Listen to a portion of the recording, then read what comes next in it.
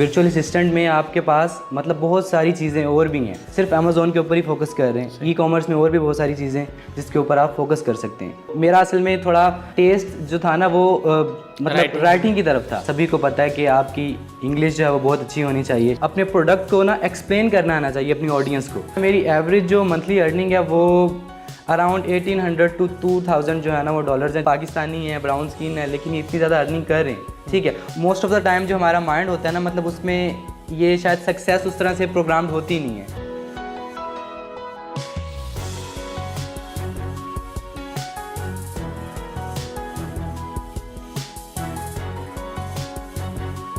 अस्सलाम वालेकुम नाजरीन, जर्नी विद ई कॉमर्स के साथ मैं हूं आपका होस्ट अली रहमान खालिद। नाजरीन, जैसा कि आप जानते हैं हम एनेबलर्स की स्टोरीज़ आपके साथ शेयर करते हैं, जो लोग आके अपनी जर्नी एनेबलर्स के साथ तय करते हैं और ई कॉमर्स में कुछ ना कुछ काम करते हैं। आज जो मेहमान हमारे साथ मौजूद हैं असदुल्ला साहब, ये कंटेंट राइटिंग पे और कॉपी राइटिंग पे ख़ास तौर पे काम करते हैं। हम इनसे जानेंगे कि कॉपी राइटिंग एक ऐसी डोमेन है ई कॉमर्स की जिससे बहुत ज़्यादा अर्निंग की जा सकती है। वो अर्निंग कैसे की जा सकती है और ये किस किस तरह से इसमें काम करें, और जो बेसिक स्किल्स हैं राइटिंग के, और इसके अलावा 2-3 कौन से ऐसे स्किल्स हैं जो बहुत इंपॉर्टेंट है एक कंटेंट राइटर के लिए, कॉपी राइटिंग एक्सपर्ट के लिए और कंटेंट मार्केटिंग के लिए, वो क्या हैं, वो सब बातें हम इनसे जानेंगे। अस्सलाम वालेकुम असदुल्ला साहब, कैसे हैं आप? ठीक हैं जी, वालेकुम सलाम अली भाई, thank you so much for having me on your show. Thank you sir. मुझे ये बताइएगा कि आपने अब आगाज़ किया वीए से, वर्चुअल असिस्टेंट का कोर्स करने के बाद आप लिस्टिंग ऑप्टिमाइजेशन की तरफ चले गए, फिर आप कॉपी राइटिंग की तरफ आए, तो क्या आप ट्रेंड्स को देखते देखते मूव करते रहे हैं, या आपने देखा कि अर्निंग किस चीज़ में ज़्यादा है? क्या वजह थी मूव करने की और स्विच करने की? असल में फ़र्स्ट ऑफ़ ऑल जब मैंने स्टार्ट किया मतलब इनेबलर के साथ अपनी जर्नी को, तो उस वक्त मैंने एज अ वर्चुअल असिस्टेंट ही जो है ना वो अपनी सर्विसेज देना शुरू की थी। तो उसके बाद जो है ना वो आहिस्ता आहिस्ता मतलब मुझे ये चीज़ रियलाइज़ हुई है कि वर्चुअल असिस्टेंट में आपके पास मतलब बहुत सारी चीज़ें और भी हैं। आप वर्चुअल असिस्टेंट तो हैं, ठीक है, लेकिन उसमें सिर्फ ये नहीं है कि मतलब आप एक ही चीज़ के ऊपर सिर्फ आपने फोकस करना है। फॉर इंस्टेंस कि आप सिर्फ अमेज़ोन के ऊपर ही फोकस कर रहे हैं। ई कॉमर्स में और भी बहुत सारी चीज़ें जिसके ऊपर आप फोकस कर सकते हैं। तो इसी तरह से जो है मतलब मैंने वर्चुअल असिस्टेंट में अपनी जर्नी का मतलब आगाज़ किया। उसके बाद मैं मतलब मुझे ये रियलाइज़ हुआ कि यार अब मुझे जो है ना वो मेरा असल में थोड़ा टेस्ट जो था ना वो मतलब राइटिंग की तरफ था। तो राइटिंग जब मैं मतलब करता था तो क्लाइंट्स को बहुत ज़्यादा पसंद भी आती थी। तो मुझे चीज़ रियलाइज़ हुई है कि यार प्रोडक्ट हंटिंग और वो जो बाकी सारी चीज़ें हैं ना, मतलब वो मैं अगर अपनी टीम बनाऊं तो वो तो कोई और भी कर सकता है। तो जिस चीज़ में मेरा मतलब अपना टेस्ट है, जो चीज़ मुझे अच्छी लग रही है, तो मुझे उस चीज़ को जो है ना वो परस्यू करना चाहिए और उस मतलब ट्रैक के ऊपर जाना चाहिए। तो बेसिकली ये मेरे लिए जो है ना मेरा टर्निंग पॉइंट था कि मुझे क्या चीज़ अच्छी लगती है, मुझे उसको फॉलो करना है। सही। बस। अच्छा, मुझे ये बताइएगा कि कंटेंट राइटिंग की या कॉपी राइटिंग की अगर हम बात करें तो कौन से स्किल्स हैं जो आपको एनेबल करते हैं? जैसे आपने माशाल्लाह बताया कि आप काफ़ी कामयाबी से काम कर रहे हैं, तो स्किल्स वो बताएं नाजरीन को कि वो कौन से सीखें ताकि वो भी अगर राइटिंग में इंटरेस्टेड हैं तो इस फील्ड में आके काम कर सकें। तो बेसिकली कंटेंट राइटिंग के लिए सबसे पहले तो मतलब फॉर इंस्टेंस सभी को पता है कि आपकी इंग्लिश जो है वो बहुत अच्छी होनी चाहिए, ठीक है। उसके बाद आपको बेसिकली अपने प्रोडक्ट को ना एक्सप्लेन करना आना चाहिए अपनी ऑडियंस को कि यार मेरा जो प्रोडक्ट है इसके क्या पेन पॉइंट्स हैं जो फॉर इंस्टेंस मतलब जो मेरा क्लाइंट है उसके माइंड को ट्रिगर करेंगे कि वो उसको बाय करे, ठीक है। और क्या उसके प्लेयर पॉइंट्स हैं, आपने उनको रिसर्च करना है, आपने मार्केट रिसर्च करनी है, ठीक है। और उस तरह से फिर आपने उन सारी चीज़ों को क्राफ्ट करना है अपनी कॉपी में। मतलब जो आप कॉपी लिखेंगे, फॉर इंस्टेंस कि आपने एक ग्लास को फॉर इंस्टेंस आपने सेल करना है, ठीक है।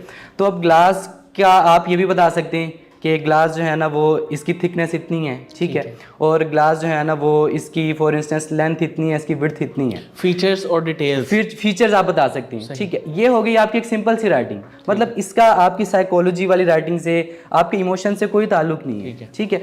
जब आपने किसी को इमोशनल करना है, इमोशनल मतलब आपने उसको करके तो आपने कोई चीज़ बाय करवानी है, तो उसमें फिर आता है कॉपी राइटिंग, ठीक है। कॉपी राइटिंग में आप क्या करेंगे, कॉपी राइटिंग में आप जो फीचर्स है ना बेसिकली आप उन फीचर्स को क्या करेंगे, बेनिफिट्स में कन्वर्ट करेंगे। फॉर इंस्टेंस कि इस जो ग्लास है इसका ये फीचर है कि मतलब ये इसका जो ग्लास है वो बहुत थिक है, ठीक है।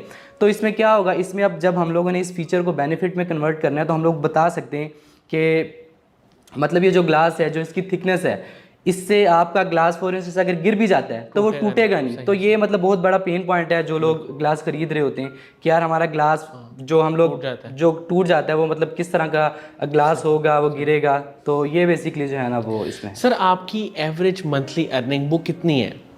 अच्छा, मेरी एवरेज जो मंथली अर्निंग है वो अराउंड 1800 to 2000 जो है ना वो डॉलर्स हैं, जो कि मतलब पाकिस्तानी 3.5-4 लाख के करीब बनते हैं। सर आपको कितना टाइम हो गया है ई कॉमर्स के साथ आप काम कर रहे हैं? ये बेसिकली मेरी जो जर्नी स्टार्ट हुई है ये बैक इन 2019 और 20 में जब पैंडेमिक स्टार्ट हुआ था ना, या उससे भी शायद पहले मतलब मैं ऐसे ही ना कासिम अली शाह साहब का चैनल सुनता था, तो वहाँ से मतलब थोड़ी बहुत मुझे मोटिवेशन भी होती थी।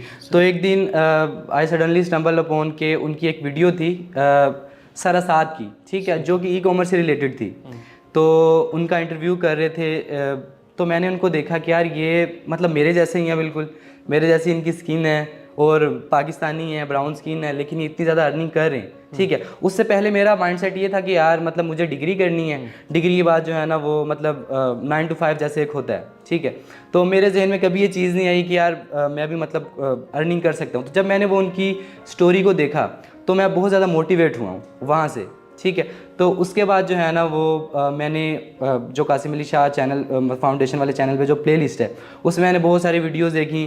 फिर कासिम अली शाह साहब की साकिब अज़हर साहब से वीडियो देखी मैंने उनके साथ, तो उससे मैं मतलब बहुत ज़्यादा मोटिवेट हूँ। और उसके बाद जो है ना मैंने ये डिसाइड किया कि यार मुझे इस कोर्स में जो है ना वो इनरोल करना चाहिए। और उसके बाद जो है वो मैंने उस कोर्स में इनरोल किया है और यहाँ से जो है ना वो मेरी जर्नी स्टार्ट हुई।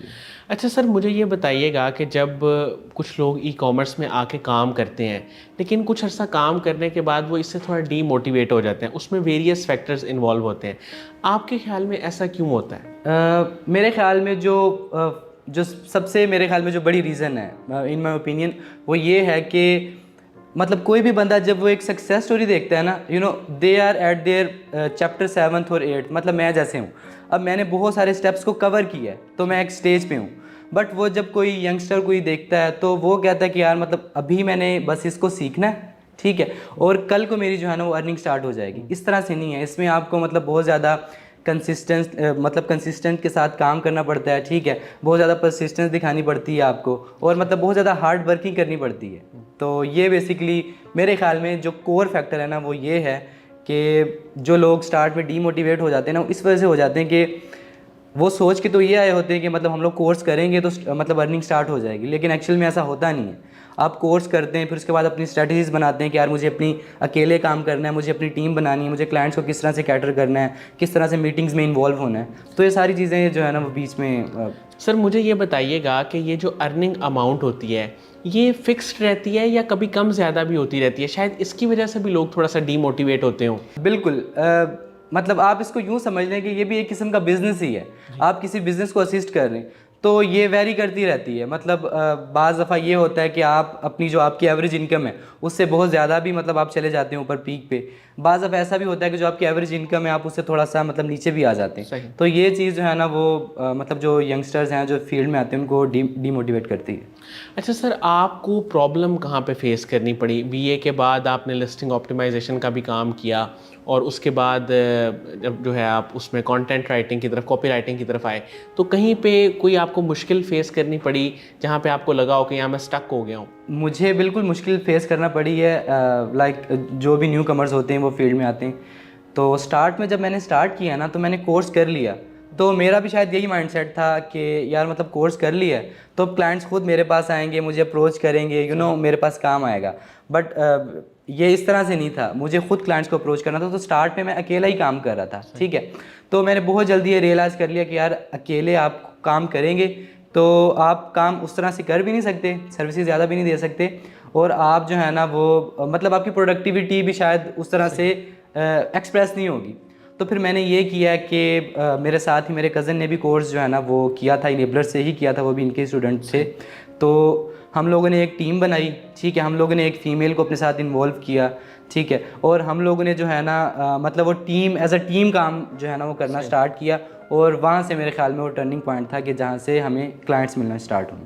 सर जो स्टूडेंट्स हैं अभी वो इनेबलर्स की वीडियो देख रहे हैं, हमारी स्टोरी देखेंगे, आपका इंटरव्यू देखेंगे, तो मुझे ये बताएं उन्हें आप क्या सजेस्ट करेंगे कि जब वो ई कॉमर्स में आएँ तो वो अपना ख़ुद पहले एनालिसिस क्या करें, अपने स्किल्स को कैसे चेक करें, इंटरेस्ट को कैसे चेक करें? क्या सिर्फ ईवीएस की वीडियोस काफ़ी हैं इस काम के लिए? मेरे ख्याल में ईवीएस की वीडियोस भी काफ़ी हैं, बट उसके साथ आपका जो माइंड है ना बेसिकली ये सक्सेस प्रोग्राम्ड होना चाहिए। वो किस तरह से कि मोस्ट ऑफ द टाइम जो हमारा माइंड होता है ना, मतलब उसमें ये शायद सक्सेस उस तरह से प्रोग्राम्ड होती नहीं है। मतलब हम लोग ये सोच रहे होते हैं कि यार हम लोग किसी भी फील्ड में आएंगे, ठीक है, तो हम लोग जो है ना वो उसी वक्त सक्सेसफुल हो जाएंगे, लेकिन ऐसा होता नहीं है। फॉर इंस्टेंस मैं आपको मिसाल देता हूँ कि जब भी कोई बच्चा मतलब स्टार्ट में, फॉर इंस्टेंस जैसे मैं हूँ, मतलब मैं अगर 50,000 रुपये अर्न कर रहा हूँ ना, तो अगर मैं 1,00,000 रुपये अर्न करने की सोचूंगा ना, तो सबसे पहले तो मेरे अंदर ही शायद वो मंकीज़ इन माय हेड वो जो है ना मुझे ये कहेंगे कि नहीं आप ये नहीं कर सकते, और फिर आपके इर्द गिर्द के लोग जो होते हैं ना वो भी मतलब इस तरह से शायद आपको रियलाइज़ करवाते हैं कि यार आप ये चीज़ नहीं कर सकते। लेकिन मेरे ख्याल में आपको ख्वाब देखना चाहिए, क्योंकि आप वो ख्वाब देखेंगे तभी जो है ना वो आप मतलब वो ख्वाब जो है ना वो एक थिंग बन सकता है, जो मतलब वो आप इस चीज़ से बखूबी वाकिफ़ होंगे कि थॉट्स बिकम थिंग्स। तो सबसे पहले आपको ख्याल सोचना है, ठीक है, फिर आपको अपने आप पे बिलीव करना है कि हाँ मैं कर सकता हूँ, ठीक है, और फिर आपको अपनी हार्ड वर्क करनी है, मतलब आपने एक्ट योर पार्ट करना है, तो इंशाल्लाह फिर आपको सक्सेस ज़रूर मिलेगी। सर साकिब अज़हर साहब का एक विज़न है, वो लोगों को इनेबल करना चाहते हैं और वो हमेशा इस पे काम करते हैं, उन पे जितनी भी तनकीद की जाए वो उसको पॉजिटिवली लेते हैं और मज़ीद उस पे जो है ना वो पॉजिटिव रिस्पांस के साथ आगे बढ़ के लोगों को हेल्प आउट करते हैं, लोगों को इनकरेज करते हैं और लोगों को इस चीज़ पे इनेबल करते हैं कि वो स्किल्स को सीखें ताकि बेरोज़गारी कम से कम हो सके।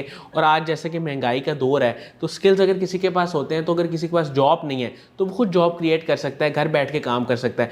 उनके विज़न को, उनकी सोच को आप कैसे देखते हैं? जी बिल्कुल, जो साकिब अज़हर साहब की जो विज़न है, जो उनकी सोच है, वो बहुत फ्यूचरिस्टिक सोच है, और उसी सोच का ही मतलब ये नतीजा है कि पाकिस्तान में इतनी ज़्यादा अवेयरनेस क्रिएट हुई है, और जो कासिम अली शाह साहब के साथ उन्होंने मिलकर कोलैबोरेशन की है, उसका मतलब मैं भी उसका बेसिकली बहुत ज़्यादा दिल से शुक्रगुजार हूँ, क्योंकि मुझे भी पाथ पे लेके आने वाले ओब्वियसली वही हैं।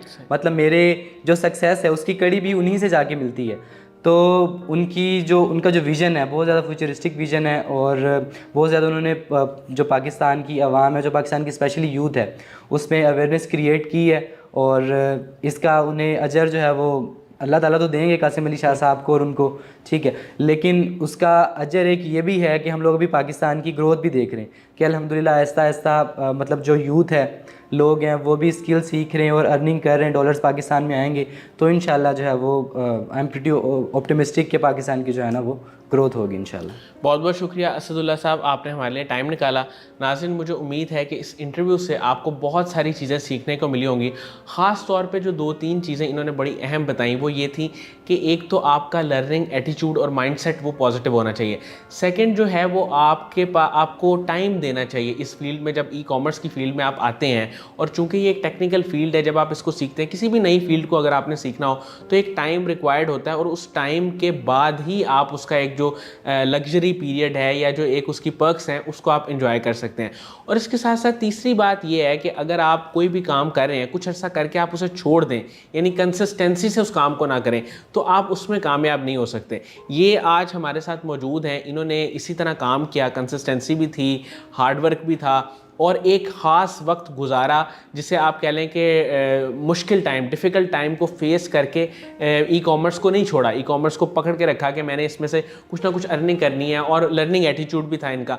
इसी के ज़रिए ये कामयाब हुए। इसके साथ ही इजाज़त दीजिए, अल्लाह हाफ़िज़।